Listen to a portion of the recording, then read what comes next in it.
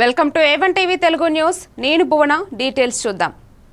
అనంతపురం జిల్లా హీరేహాల్ మండల పరిధిలోని గుడిసెలపల్లి గ్రామంలో ఎమ్మెల్యే కాల్వ శ్రీనివాసులు ఆదేశాల మేరకు పెన్షన్లు ఒకరోజు ముందుగానే పంపిణీ చేశారు. ఈ సందర్భంగా గ్రామంలో ఇంటింటికి వెళ్లి పెన్షన్లను పంపిణీ చేశారు.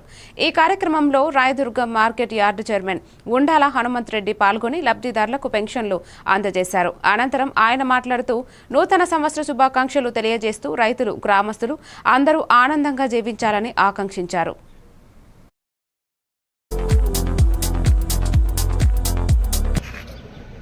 చంద్రబాబు నాయుడు గారి నాయకత్వంలో కూటమి ప్రభుత్వం ఏర్పాటై ఏడాదిన్నర గడిచిన నేపథ్యంలో ఈరోజు రేపు ఒక పండగ వాతావరణంలో పేదల సేవలో అనే కార్యక్రమాన్ని నిర్వహిస్తూ ఉన్నాం.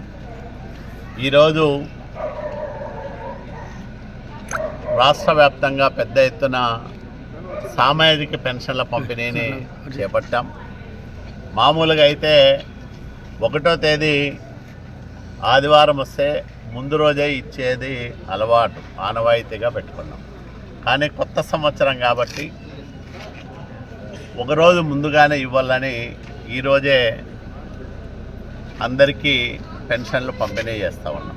ఈ ప్రజలందరికీ మేము ఒకటే విజ్ఞప్తి చేస్తూ ఉన్నాం, మీ అందరి ఆశీస్సులతో ఏర్పడిన కూటమి ప్రభుత్వం చేస్తూ ఉందనే విషయాన్ని నేను పదే పదే